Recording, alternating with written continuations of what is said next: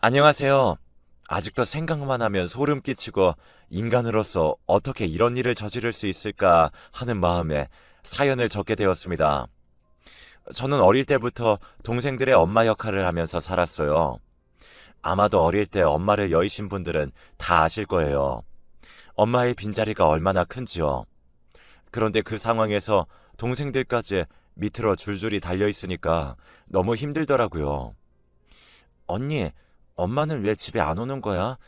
엄마 어떻게 됐어? 하면서 아무것도 모르는 동생들은 저에게 엄마의 행방을 물었습니다. 엄마는 유방암으로 투병을 하시다가 돌아가셨거든요. 엄마는 자식들한테 패기치고 싶지 않다고 하면서 말기 때까지 계속해서 아픈데도 병을 숨기셨어요. 첫째인 제가 뒤늦게 그 사실을 알았고 찬찬히 엄마의 죽음을 준비했죠. 지금부터 준비를 안 하면 엄마가 없어졌을 때 제가 혼자서 동생을 키워내지 못할 것 같아서요.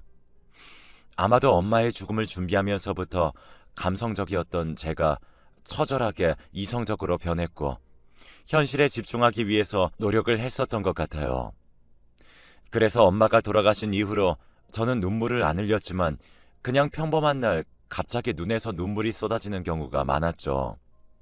나 진짜 왜 이러지 하면서 손도 막 떨고 그랬습니다. 하지만 동생들이 있기에 제가 언제까지나 어리광을 부리거나 눈물로 현실을 도피할 수 없었어요. 그래서 공장에 나가서 일을 하기 시작했고 제 친구들은 저와 달리 자기가 하고 싶은 길을 찾아서 묵묵하게 걸어가는데 저는 그러지 못했습니다. 동생들에게 엄마 노릇을 하느라 매일 공장 3교대로 몸이 지쳤고 몸이 지치다 보니까 마음도 지치기 시작하더라고요. 어두운 10대 시절을 지나서 동생들을 다 키우고 출가시킨 저는 그제서야 자신을 돌보기 시작했어요.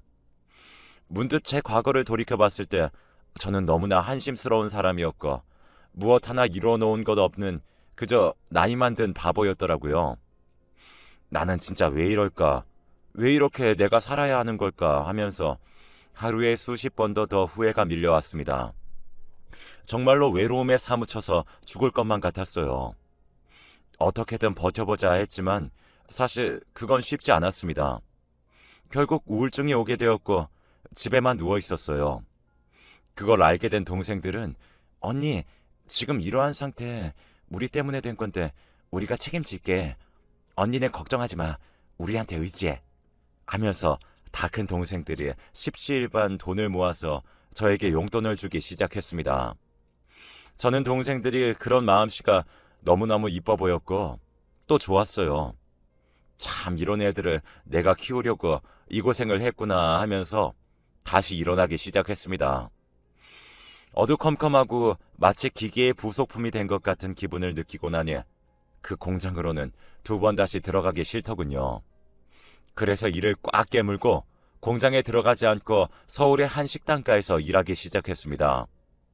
상대적으로 나이가 어린데 나이가 지긋하신 어르신들이 많이 모여있는 식당에서 일하니까 사람들이 저를 이뻐해주기 시작했어요. 그때 한 아주머니께서 저를 보시더니 아이고 이렇게 고운데 이렇게 어린 나이부터 어찌 이런 고생을 하면서 사는 거야? 많이 힘들면 우리 가게에서 일해봐. 우리 가게 진짜 일하기 편해.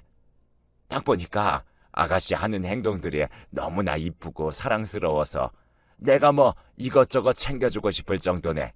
응? 하면서 저에게 일자리를 제안하는 거였어요.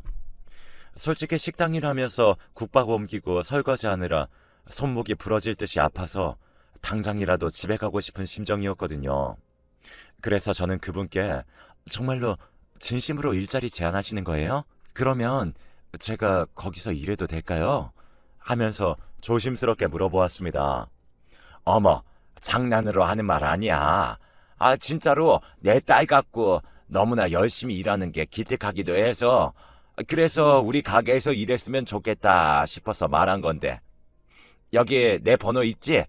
이걸로 연락하고 저 사거리 길 건너서 있는 노란색 간판이 우리 가게야. 오늘 퇴근하고 들려. 어떤 일을 하는지 설명해 줄게. 라고 말을 하더라고요. 저는 감사하다고 고개를 숙인 뒤에 퇴근하는 시간만 목 빠지게 기다렸다가 그 노란색 간판 가게로 들어갔습니다. 그곳은 아주 어린 아이들의 이유식을 만들어서 유통하는 가게였어요. 원래는 동네 사람들, 애 엄마들이나 밥을 삼키지 못하는 나이 많은 노인네들을 상대로 음식을 만들었는데 이게 입소문을 타고 청결하고 재료도 좋은 걸 쓴다는 이야기가 들리자 인기가 엄청 많아진 거죠. 우리가 이런 일을 해요.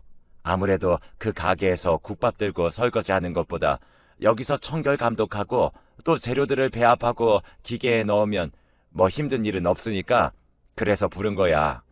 하면서 말을 하는 겁니다. 저는 여기가 딱 내가 일할 자리다 라고 생각해서 바로 알겠습니다 하고 그곳으로 옮기기로 했어요. 예전 가게 사장님께 사정을 말씀드리고 조금 몸을 덜 움직이는 곳에서 일해야 할 것 같다고 했어요.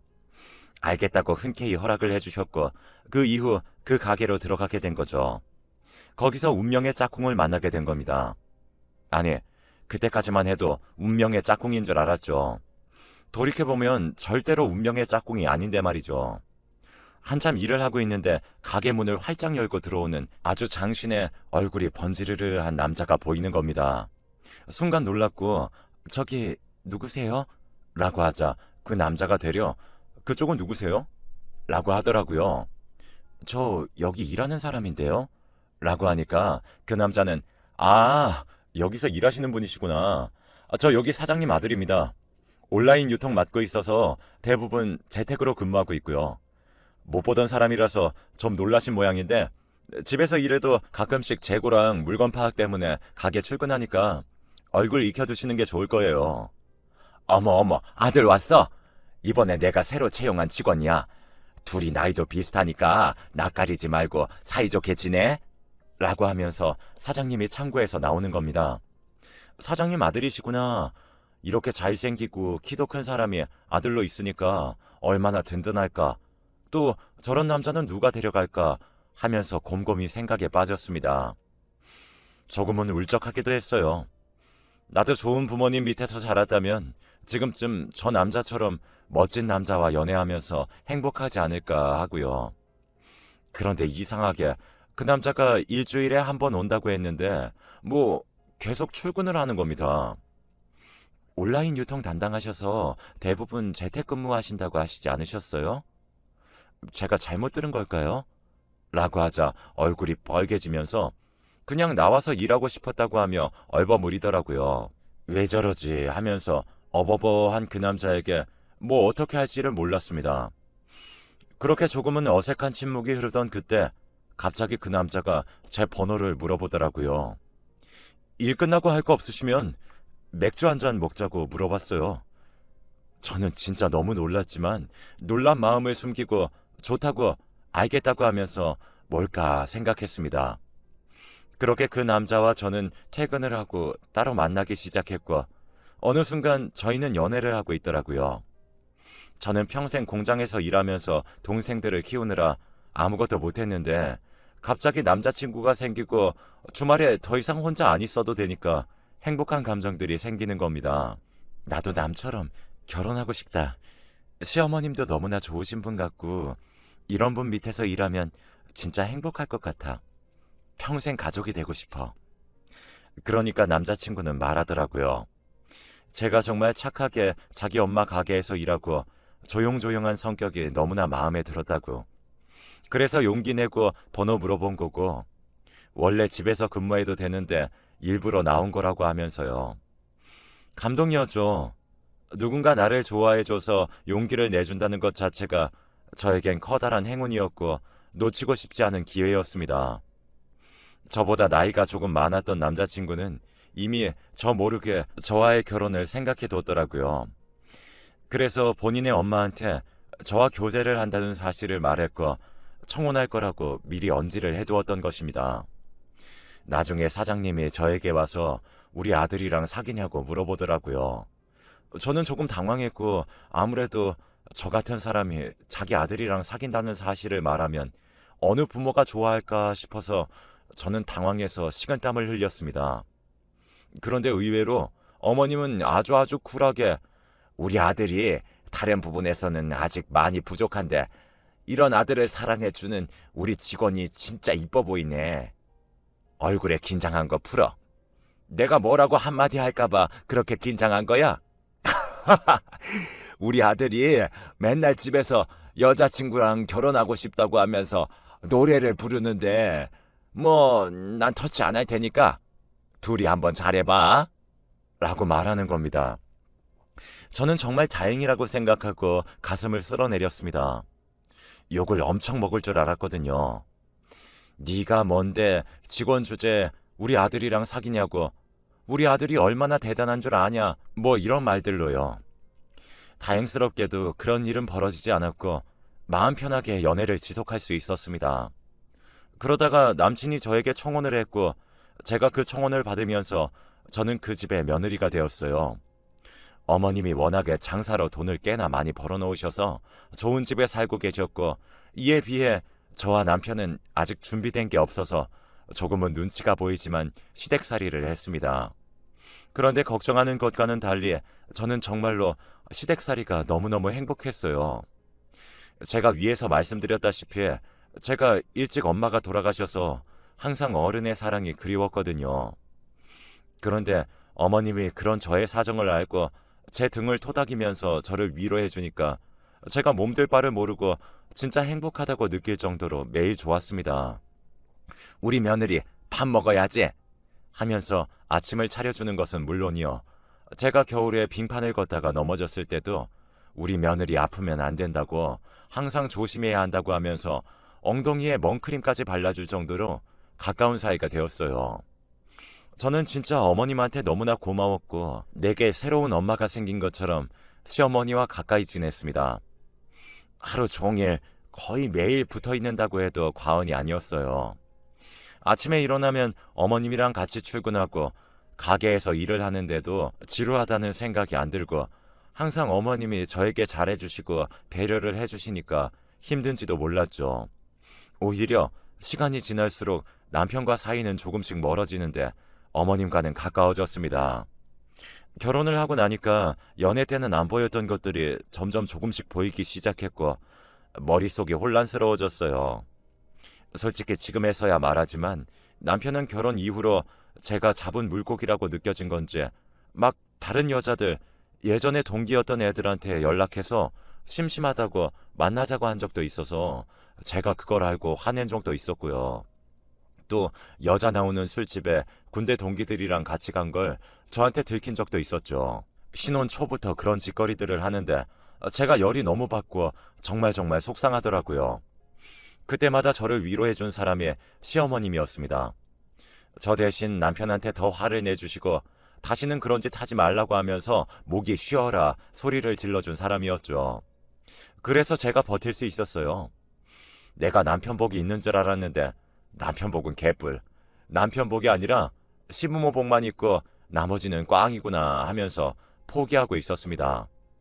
그런데 그때 남편이 무슨 헛바람에 든 건지 사업을 하겠다고 이제 온라인 유통은 다른 사람한테 맡겨버리라고 하는 겁니다. 저는 갑자기 무슨 소리냐고 당신이 하던 일을 누구한테 맡기냐고 하며 와하니 벙벙한 표정을 지었고 남편은 모르겠다고 알았어? 라고 하면서 자기 사업을 시작해버렸습니다. 아무래도 속으로는 자기 엄마는 가진 것도 없는데 자기보다 돈을 많이 벌고 그런 게 부러웠던 모양이죠. 저는 참 지 엄마한테 질투를 느끼는 사람도 있구나 하며 그런 남편의 행동이 하나하나 더욱더 보기 싫어졌습니다. 그러다가 일이 터진 거였어요. 어머님이 뇌졸중으로 쓰러지셨고 가게 운영이 올스톱 되었습니다. 다행히 긴급수술로 혈관을 뚫고 상황을 안정시켜 목숨을 건질 수 있었어요. 하지만 후유증으로 반신마비가 오게 되었고 집에서 간호를 해야 하는 상황이 되어버렸습니다. 저는 일을 그만두고 친엄마 같은 어머님을 돌보기 시작했어요. 일주일마다 언어치료, 물리치료를 해드리려고 힘든 몸을 이끌고 병원에 가는 그 순간에도 남편은 자기 사업하느라 바쁘다고 얼굴 한번 비치지 않더군요. 뭐 이런 망나니가 다 있나 싶었습니다. 저놈이 사람 새끼인지 지 먹고 살기 바쁘다고 지 엄마 쓰러졌는데도 남 취급을 하는데 진짜 지긋지긋하고 확 이혼해버리고 싶다는 생각이 간절했어요. 그래도 어쨌든 일은 해야 하니까 남편과 제가 교대로 번갈아 가면서 어머님을 간호했습니다. 그러다가 남편 사업이 폭삭 망하면서 집안에는 계속 남편이 있게 되었습니다. 그래서 저 대신에 남편이 더더욱 어머님을 많이 간호하기 시작했어요. 저는 어머님 가게를 어떻게든 계속해 보겠다고 안간힘을 쓰느라 매일이 짐 빠지는 날이었죠. 일하고 돌아온 날에는 어머님 손을 잡으면서 어머님, 이렇게 힘든 일을 어떻게 혼자서 이루어내신 거예요? 이렇게 많은 돈을 버셨으면 이젠 편하게 노후에 여행도 다니시면서 쉬셔야 했는데 왜 그러지 못하고 이렇게 누워만 계세요? 어머님, 저 정말 딸처럼 대해주셔서 감사해요. 어머님은 제 마음속에 있던 결핍을 채워주신 유일한 사람이자 저에게는 진짜로 소중한 존재예요. 비록 어머님이 제 이야기를 지금 듣고 계시는지 모르겠지만 제 진심 이렇게나마 전하고 싶네요. 하면서 어머님 손을 잡으며 잠에 들었습니다. 매번 힘들 때마다 자고 있는 어머님의 귓가에 저에 대한 이야기를 털어놓으며 그동안 어머님에게 느낀 감사함들을 모두 말해드렸어요. 그러면 속 안에 있는 쌓인 것들이 다 풀린 듯한 기분이 들면서 시원했거든요. 저는 매일 남몰래 기도를 했습니다. 하늘에 외쳤어요. 우리 어머님 진짜로 열심히 살았으니까 제발 한 번만 일어나실 기회를 달라고. 그 기회 딱 한 번만 기회 주시면 내 모든 것을 걸고 열심히 살겠다고 했죠. 그렇게 제가 애원을 했지만 하늘은 무심했습니다. 결국 어머님은 끝끝내 버티지 못하고 돌아가셨어요. 아무래도 뇌졸중이 온 후에 합병증으로 폐 쪽에 이상이 생겼는데 그게 어머님을 벼랑 끝까지 몰아넣은 거죠. 저는 하염없이 눈물만 나왔습니다. 장례를 진행해야 하는데 입관을 하고 나니까 정말로 쓰러질 것 같더군요. 친엄마를 보낼 때만큼 힘들었습니다. 어머님 발인 전에 어머님이 좋아하신 이부자리 이런 것들을 같이 선산에 묻어야겠어서 어머님 집으로 갔습니다. 어머님이 그렇게 좋아하시던 온돌 침대를 보니까 또 하염없이 눈물이 나더군요. 죄송하고 또 미안했습니다. 어머님 하면서 그 온돌 침대에 누워서 차갑게 식어버린 온돌을 통해서 어머님의 품을 느끼고 있었는데 침대의 작은 틈에서 종이들이 보이는 겁니다. 이게 뭐지 하고 열어보았는데 언어장애로 제대로 말을 못하는 어머님이 삐뚤빼뚤 종이에 힘겹게 써내려간 글들이었습니다. 저는 뭐야 하면서 당황했습니다. 어머님이 사실 말하는 부분인 전두엽이 손상되어서 발음하는 게 안 되었지만 종이에 자기 의견을 쓸 수 있을 정도는 되셨거든요. 그 원수와도 같은 놈, 그런 메모들을 보게 된 저는 손을 부들부들 떨 수밖에 없었습니다. 그 종이 안에는 제가 없었을 때, 제가 가게에 일을 나갔을 때 남편이 어머님을 돌보면서 횡포를 부린 내용들이 싹 다 적혀 있었어요. 너무나 놀랍고 이게 말이 되는 건가 하는 마음에 손이 부들부들 떨렸습니다. 말할 수 없는 분노가 치밀어 올랐어요. 며느라가 내 아들이 악마였단다. 악마였어. 내가 호랑이 새끼를 키운 거야. 내가 내 발등을 내가 찍은 법이지. 라고 하면서 그간 당한 것들을 종이에 적어두신 겁니다. 남편은 사업이 망한 이후로 자금난에 심하게 시달렸고 그때 어머님이 쓰러지자 어머님의 재산을 노린 겁니다. 맨날 어머님이 누워있을 때 엄마 빨리 안 죽고 뭐하냐고 지겨워 죽겠다며 하루빨리 사망하시라고 하면서 저주를 퍼부었고 심지어는 안 보이는 곳을 퍽 때리기도 하면서 사람에게 엄청나게 스트레스를 준 겁니다. 저는 이럴 수는 없다고, 아니 어떻게 자기 엄마한테 이런 식으로 대할 수 있냐는 생각에 부들부들 손을 떨었습니다. 너무나도 화가 났어요. 어머님은 자신의 재산이 아들한테 가면 이거 큰일 날 게 뻔하니까 자기 앞으로 되어 있는 가게는 지금 매니저를 맡고 있는 며느리한테 넘기고 아들한테는 절대로 한 푼도 주지 않겠다는 것을 쓴 그 종이를 제 서랍 안에 숨겨두었다고 써놓으신 겁니다. 정말 다행인 게 어머님이 쓰러지셨을 때 제가 어머님 거동이라도 하게 만들겠다고 하면서 물리치료를 엄청 신경 써서 해드리고 글씨도 연습했거든요. 그래서 어머님이 돌아가시기 전에 이런 사실을 모두 폭로하실 수 있으셨던 것입니다. 저는 눈물을 뚝뚝 흘리면서 정말 어머님의 그 한 제가 풀어드리겠다고 스스로 약속했어요. 그리고 바로 제가 아는 변호사한테 찾아가서 이 유언을 넘겼고 법적으로 증거가 된다고 하면서 어머님의 그 유언처럼 재산 상속 준비를 했고 세무사와 상담해서 정리를 다 끝낸 후에 장례식장에 같이 가서 남편에게 이 모든 것들을 말하기로 했습니다. 제가 재산 정리와 대충 상황 정리를 해서 상주를 서고 있는 남편에게 가서 말했습니다. 당신, 나 안 볼 때 어머님 학대하고 손 올렸다며. 어머님이 돌아가시기 전에 이 모든 걸 전부 내게 남기고 가셨어. 당신 잘못 걸렸어. 인생 그렇게 살면 좋아? 남들한테는 세상 천사인 척하면서 자기 엄마한테 어떻게든 돈 뜯어내려고 하고. 당신이 악마가 아니면 도대체 누가 악마야? 나는 도저히 모르겠다. 어머님이 당신한테 재산 한 푼도 안 주신대. 당신은 그저 무능하고 엄마 등에서 피나 빨아먹는 기생충인 거야. 알겠어? 그렇게 알라고 내가 지금 변호사랑 세무사 대동해서 상황 설명하려고 온 거야. 라고 말하는 순간 남편의 눈이 뒤집혔어요. 거기 있던 상을 뒤엎고 난리가 났죠. 미친놈인 줄 알았습니다. 경찰을 불렀고 경찰이 남편을 끌고 갔어요. 난동 피우지 말라고 경찰한테 이 사람 지 엄마를 폭행까지 했다고 지 엄마 폭행한 천륜을 저지른 놈이라고 하면서 만행을 폭로했습니다. 남편은 끝까지 발악하며 아주 추악한 모습을 보이더라고요. 사람이라면 어떻게 이런 짓을 할 수 있을까 싶었고 변호사와 세무사도 혀를 끌끌 찼네요. 결국 어머님의 재산은 어머님이 적으신 대로 기부단체에 기부되었고 가게는 제가 맡아서 운영을 하게 되었습니다. 남편에게 떨어진 돈은 5천이 전부였어요.